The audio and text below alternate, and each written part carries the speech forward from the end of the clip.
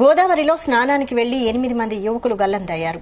ఈ ఘటన అంబేద్కర్ కోనసీమ జిల్లా ముమ్మిడివరం మండలం కమినిలంకలో జరిగింది. కాకినాడ రామచంద్రాపురం మండపేట గ్రామాల నుంచి సేర్లంక గ్రామంలో ఓ శుభకార్యానికి వచ్చారు. గోదావరిలో స్నానానికి 11 మంది యువకులు వెళ్లారు. వీరిలో 8 మంది గల్లంతయ్యారు. వీరి కోసం గాలింపు చర్యలు చేపట్టారు పోలీసులు.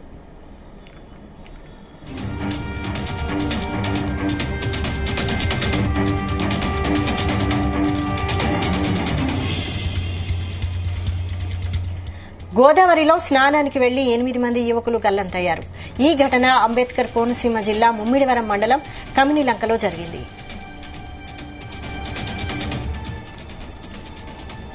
కాకినాడ రామచంద్రాపురం మండపేట గ్రామాల నుంచి సేరులంక గ్రామంలో ఓ శుభకార్యానికి వచ్చారు. గోదావరిలో స్నానానికి 11 మంది యువకులు వెళ్లారు. వీరిలో 8 మంది గల్లంతయ్యారు.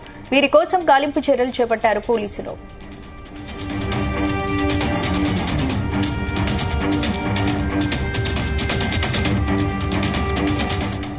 ఇదే అంశానికి సంబంధించి మరిన్ని డీటెయిల్స్ మా ప్రతినిధి వరప్రసాద్ అందిస్తారు. ప్రసాద్, స్పందన, ఈ గోదావరిలో గతంలో ఎప్పుడూ లేని విధంగా కనీవిని రీతిలో ఘోర విషాదం అయితే చోటు చేసుకుంది.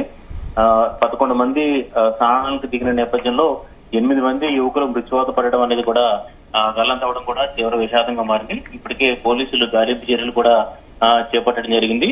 అయితే వీరంతా కూడా ఒక శుభకార్యానికి రావడం జరిగింది. శుభకార్యానికి వచ్చిన తర్వాత సాయంత్రం సమయంలో గోదావరిలో స్నానానికి వెళ్లారు. ప్రస్తుతం గోదావరిలో ప్రవాహం కూడా తక్కువగానే ఉంది. అయితే ఎక్కడికక్కడ ఈ గోదావరిలో పరిస్థితులు గతంతో పోల్చుకుంటూ పూర్తిగా మారిపోయింది. ఎక్కడైతే లోతైన ప్రాంతాల్లో కూడా అంచెల వేయలేని పరిస్థితుల్లో వీరు గల్లంతైనట్టుగా కూడా తెలుస్తుంది. ఇప్పటికే పోలీసులు, ఫైర్ సిబ్బంది, స్థానికంగా ఉన్న నాయకులంతా కూడా ఏదైతే ఇప్పటికే ఘటనా స్థలానికి చేరుకుని గాలింపు చర్యలు అయితే ప్రారంభించారు.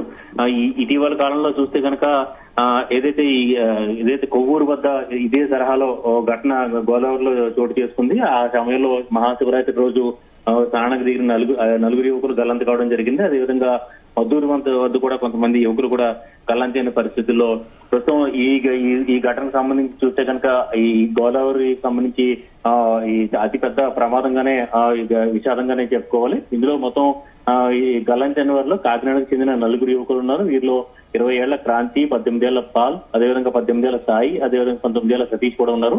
అదేవిధంగా ఐపోలవరం మండలం ఎర్రగరువుకు చెందిన మహేష్, రాజేష్ అనే 13 ఏళ్ల యువకులు కూడా ఉన్నారు.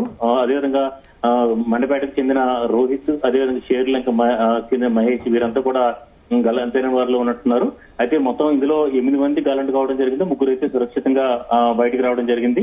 ఇప్పుడు మొత్తం ఆ ప్రదేశం అంతా కూడా పూర్తిగా అక్కడ జనం, స్థానికులంతా కూడా మత్స్యకారులంతా కూడా రంగంలోకి దిగడం జరిగింది.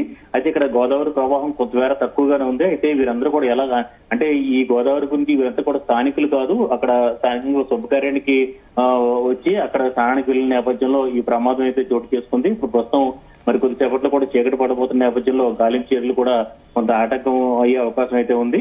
అయితే ఈ నేపథ్యంలో యుద్ధ ప్రాతిపదికన ఎన్డీఆర్ఎఫ్, ఎస్డీఎఫ్ బృందాలు కూడా ఏదైతే ఈ రంగంలోకి దింపి గాలింపు చర్యలు కూడా ముమ్మరం చేసేందుకు కూడా ప్రయత్నాలు చేస్తున్న పరిస్థితి అయితే ఉంది. అయితే శుభకార్యం కోసం అయితే కేగంగవరం మండలం సేర్లంక గ్రామంలో ఒక శుభకార్యానికి వచ్చారు. కాకినాడ, రామచంద్రపురం, మండపేట ప్రాంతాల నుంచి కూడా కొన్ని కుటుంబాల అంతా కూడా ఇక్కడ శుభకార్యానికి రావడం జరిగింది. ఆ క్రమంలో గోదావరిలో స్నానం కోసం వెళ్లి ఇలా గల్లంతైన పరిస్థితుల్లో వారి కుటుంబ సభ్యులంతా కూడా శోకసంద్రంలో ఉన్నారు. ప్రస్తుతానికి అయితే గాలింపు చర్యలు అయితే ముమ్మరంగా జరుగుతున్నాయి. Right, thank you Prasad.